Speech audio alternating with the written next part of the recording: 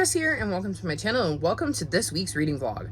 So we're here, it is the final week of June, and I don't have a lot of high hopes for me finishing my TBR. So I did not get through as much of my Phase 10 TBR last week as I wanted to. And this, plus Irenas War, plus The Lost Prophet is what I have left. And The Lost Prophet is like 500 and some odd pages, and it's an ebook. So I do not think I will be finishing my TBR before the end of June. So I definitely think I'm going to take a punishment when I film my TBR game, because I just don't feel like it's going to happen. Which is sad, because I went into this month feeling like I was in a really good spot, and then everything just went to chaos. I don't think I've had one good solid week where like nothing off happened this month. So yeah, I can tell you that I am part way through Under the Udta Tre. I read a little bit of this last night and I'm still getting into it.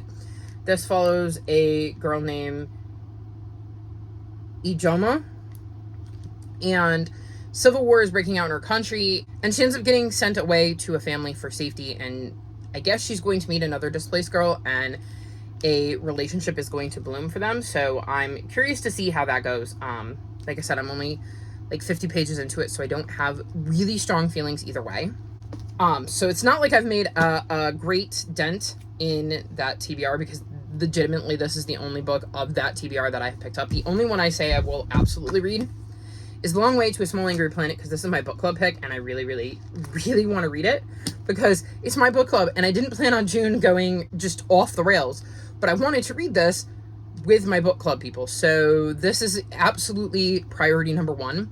Well, priority number two, because this is going to go back to the library, the audiobook, and I want to be able to listen to the audiobook, and there are people waiting for it, so like I have to finish this. And then for my Queer Lit Readathon TBR, I still have this and The Lost Prophet. I don't see me finishing all of this week. I'm going to try. And then I also have Cosplay Killer, which I'm partway through. The Bookshop of Dust and Dreams, which I picked up at the end of May and have not touched since. And then Takeover, Hitler's Final Rise to Power, which I have been slowly working my way through this month. So that is just an incredible amount of reading I would need to do, and I don't know if I can do it. I think I figured out that I need to listen to like a little over 3 hours of audio every single day. Not at like this would be at the speed I am predicting I can listen to these books at. So at least three full hours, not sped up so like I get done in an hour, but like 3 full hours of nothing but audio. And then I still would have to read some stuff physically, because I don't have an audiobook for this. I don't have an audiobook for Cosplay Killer. I don't have an audiobook for the Bookshop of Dust and Dreams. I didn't even include Hitler in my math, so that's actually a little bit more. I don't have an audiobook for Scander. So no audiobook for Scander, and I don't have an audiobook for The Lost Prophet. So I would then also have to work through, so it's actually more than 3 hours, so probably like 3.5. So then I would also have to work through The Lost Prophet, Bookshop of Dust and Dreams, Scanner and the Chaos Trials, Zachary Yang and the Dragon Emperor, and The Lost Prophet, plus Cosplay Killer. I do not feel like this is possible. We're going to try and see how much of it I can read, but those are the only books I will be reading this week, hopefully. Although I can't completely make that promise, because I still have 2 more legs of the Amazing Readathon, and I don't know what the prompts are for those, so fingers crossed that they fit one of the books already on my TBR and that I don't have to add something to that giant pile. But that is where I'm at. We're going to see what I can do this week. Like I said, I'm not feeling confident when I film my TBR video in the next couple days. I will 100% be putting a punishment on the board, because there's just no way I am going to finish my TBR. It's not realistic. And if I do, then woohoo, hopefully I don't pull the punishment that lands on the board. And yeah, so that's where I'm at, and hopefully, fingers crossed, when I check in with you, I'll have a ton of updates for you.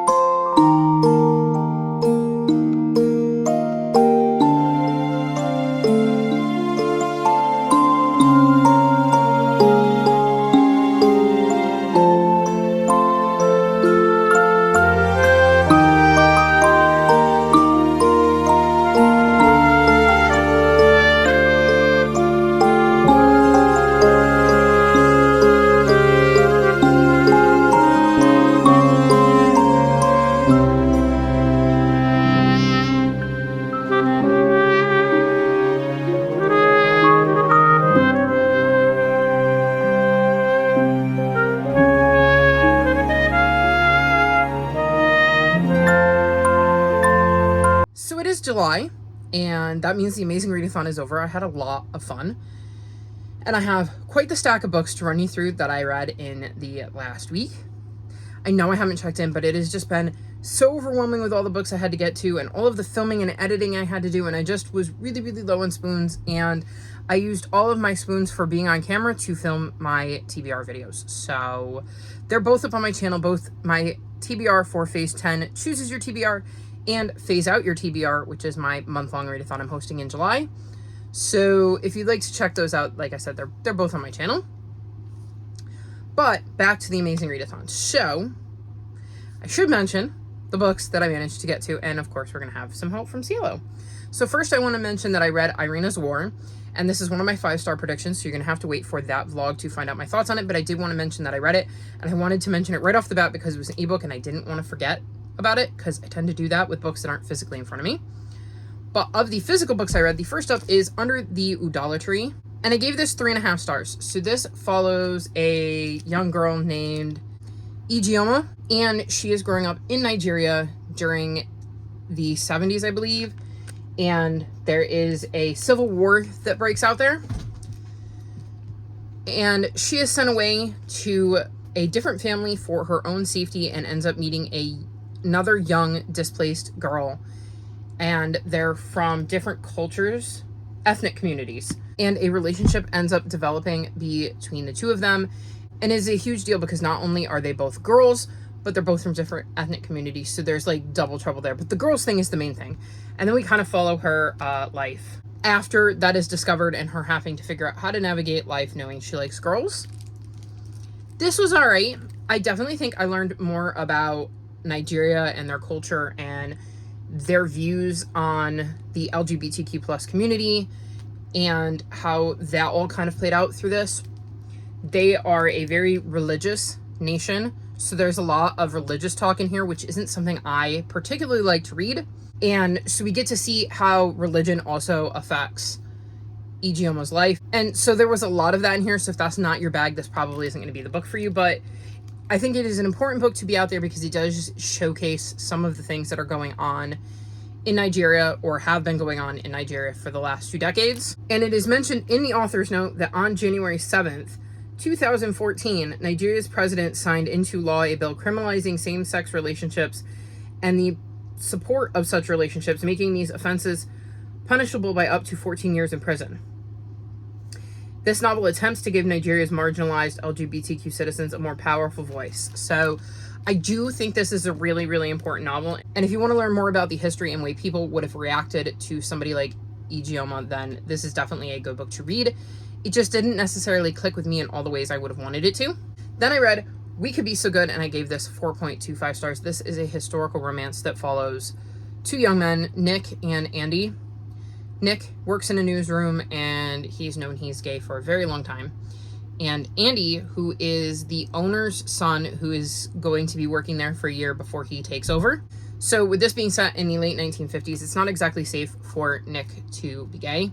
And a friendship ends up developing between Andy and Nick. And soon Andy is questioning whether maybe he's not as straight as he thought he was. And we kind of see a relationship develop between the two of them and how that would play out in the late 1950s and how much they're each willing to sacrifice for said relationship. And I quite enjoyed this. I really like the way Kat Sebastian writes historical romances. So I definitely think she's an author I'm going to continue to read from. I liked Nick and Andy's banter. I liked how different they were. And I liked that you had Nick, who was very sure about his sexuality, and Andy, who was kind of figuring it out as we went through the book.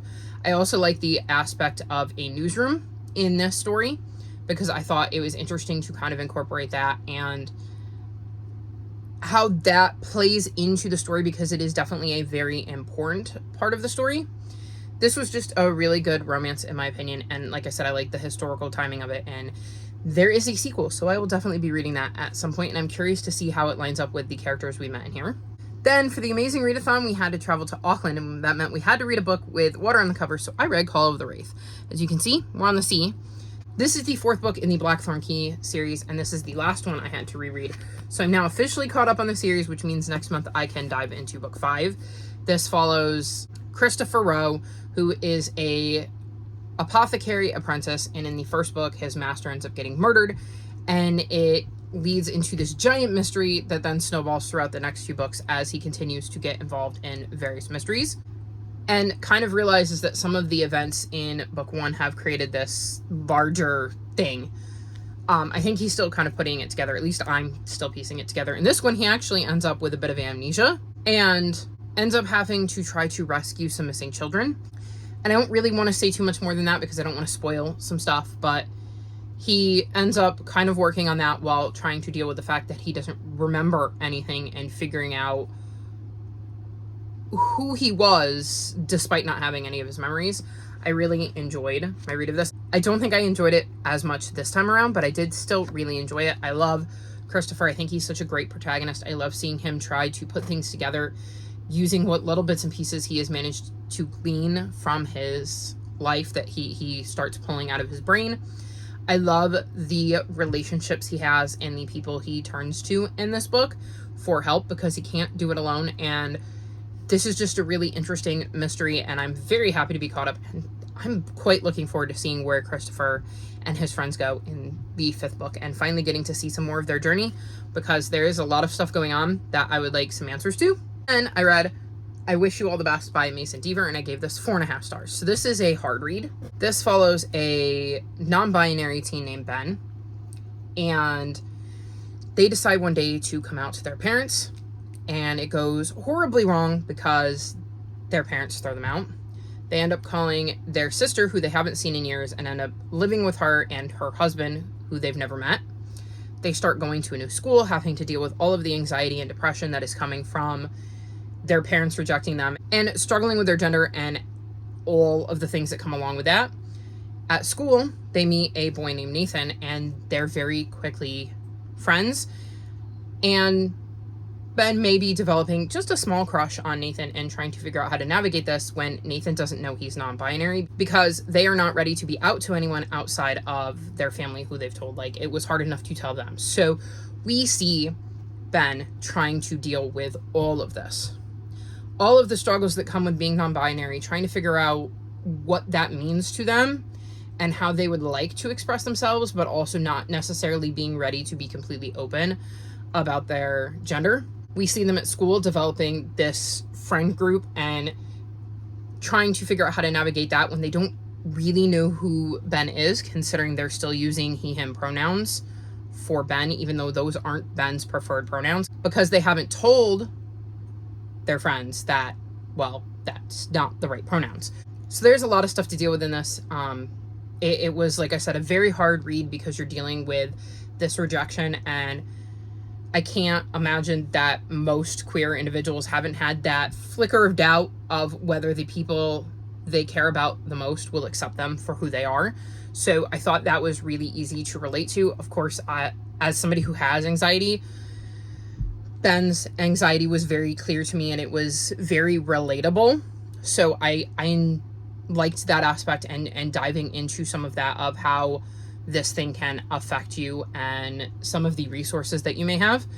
And I also liked seeing their relationship develop with Nathan and how that also played into this crazy time that Ben is dealing with, given they're almost to the end of their school career, like they're almost ready to graduate and they're now in a new school and they're trying to fix their relationship with their sister who they haven't seen in 10 years. And now they've got this boy who they think is cute and they don't quite know what to do with all that. So there's just a lot that is packed into this book, and I just really, really enjoyed the journey with these characters and think it is an amazing read for YA audiences. Well, any audience, but it is specifically written for YA. So I think it's great that there is this book out there that is for teens that will maybe help them understand some of the stuff via Ben's journey.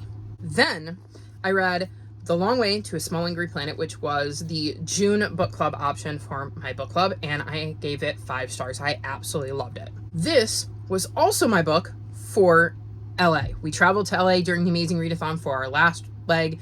We had to read a book that we'd like to see adapted, and after reading this 5-star, I knew I wanted to see it adapted. So this follows a group of individuals who are on a spacecraft. This spacecraft is called the Wayfarer, and they're traveling through space on the Wayfarer, and they get a job to essentially connect two locations in space. And there's a specific way they have to do it, and they will explain how that's done in the book, so I think it's better left to them. But that's basically it. But where they're headed isn't necessarily the safest, so it's not the easiest journey. It's a long journey to get there, and not necessarily the safest, wondering what's going to happen when they get there. And this is an eclectic crew of individuals. We get all of their POVs throughout the book. The main one we're kind of focusing on is Rosemary, who is just looking to escape. Some stuff has gone on in her personal life, and she's just ready to shake things up and do things different. So we're seeing her as she joins the Wayfarer crew. Everybody else is kind of already on there. And we see all different sorts of individuals on this crew, not all of whom are human. So it is quite interesting seeing all of these different, I guess races would be the right word, because like one of the people is Sissix, who's a pilot, but she is an exotic reptilian. So as you can see, they're not necessarily going to be all humans, and it is interesting seeing all of these different kind of races come together and kind of working around some of their differences in their race, species, whatever word you would like to use. And it's just a really cozy sci-fi. So I think that's why I love this, is there's a lot of found family in here, and I love that trope. Like I said, it felt cozy. Within 20 pages, I was on my sprint saying, y'all, I think this might be a 5-star. It feels like a 5-star read, and it never disappointed me. I never wanted to put it down. I did, because I exclusively read this on sprints, which I'm hoping to do with all of my book club picks. So if you want to take part in August, at some point in July, I will have a video out with the options for the August pick. And at some point I will be doing sprints where I just exclusively read whatever book you pick. This was just such an amazing book, and it was so fun reading it on sprints because a few people on sprints had already read it, and it was interesting to see their reactions to my reaction. So I just loved everything about this book. It feels like it has potential to be a new favorite series, and I could definitely see this being in my top 5 favorite books in a series come the end of the year, because it was just so good. Then I want to mention, I did indeed watch 4 hours of streaming. I watched an hour or so of a Hitler documentary that was on Netflix, and then I didn't have the spoons to really pay attention to that, so I ended up turning on Taylor Swift's Eras Tour on Disney Plus and got completely sucked into that. That is an absolutely brilliant show. It is filmed in such an amazing way. Like, some of the shots in there are awesome, and it was exactly what my headspace needed at the time. Something really easy that didn't require a lot of brain power. So that just left me, once I got done with that, with reading Skander and the Chaos Trials, which I did, and I gave 4 stars. So this series follows a young boy named Skander who has grown up wanting to be a unicorn rider, but not everybody has the ability to ride unicorns. On your 13th birthday, you have the ability to take the hatchery exam, and if you pass, you have the ability to fly to the island to see if you match up with one of the unicorn eggs. And this is all Skander has wanted to do. So in the first book, we see his journey to doing that and how that plays out after he, takes his exam and starts his journey to become a unicorn rider. And in this one, we're kind of continuing things. I can't really tell you what's going on because it would be massive spoilers for the first 2 books, but I enjoyed this one more than I enjoyed book 2, though there were still things I disliked. There is a second POV in this one that, just like the second book, brought my rating down because I don't particularly like this character. So I struggle when anything is going on with them because I don't like them. So I think that's going to be interesting going forward. I will say that I really, really like the friendships that Skander makes throughout the series, and this is no exception. I love seeing his relationship with his friends, and I really enjoyed this series, and I'm very, very curious to where things are going, because originally I thought this was going to be a trilogy, but apparently I was wrong, because there's definitely going to be another book in this series, and I can't wait to continue Skander's journey and see what happens next, because some crazy stuff goes down in this one. Then the last book I finished is Spitting Gold, and I gave this 3 stars. So this book is set in 1866, and it follows sisters Sylvie and Charlotte. Sylvie and Charlotte haven't talked in a while.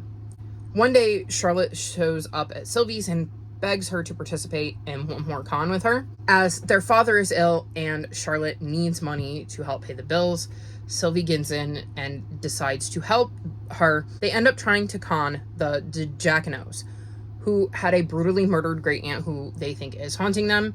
But soon some things start happening that make Charlotte and Sylvie wonder if maybe they're being haunted as well. So, part of this book is told from Sylvie's point of view, and part of this book is told from Charlotte's. And when the switch happens, that's when I lost interest. So that's all I'm going to say is, like, the first part of the book is told from Sylvie's point of view, then we switch to Charlotte's point of view, and I did not enjoy that, and I did not enjoy the reason for the switch. And I don't want to say much else about that because it would be a massive spoiler. But I started off really, really enjoying it, and then when that happened, I just lost a lot of my interest in it. But I wanted to see it out, which I did, and I thought it was all right. I really, really did not like some of the things that happened right around that switching point. I'm trying to explain it for people who have read it, that if you know the switching point and the timeline that it takes place and the reasons why it switches, you'll kind of know why I don't like this book. But I did not like that at all. This, like I said, it's getting 3 stars because it really did keep me intrigued, and it was an easy read, at least for the first half. And then, I mean, I was interested-ish in the second half, like enough in the second half to at least keep reading. But like, my rating kept going like this as I read. So it was a lot higher than that prior to the switch of POVs. So it was a perfectly fine book, I guess, but it just wasn't what I wanted it to be or what I was hoping it would be.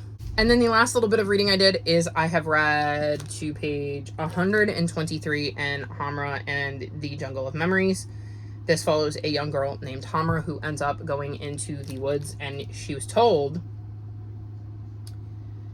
about the rules of the jungle, and she was angry because nobody remembered her birthday, so she broke the rules. And there is a payment that will be demanded for breaking those rules, and now she and her best friend are heading off to kind of fix things and make things right. So far, I think this is all right. My concentration wasn't the greatest yesterday, though, so that could also be why I'm not necessarily jiving in with it.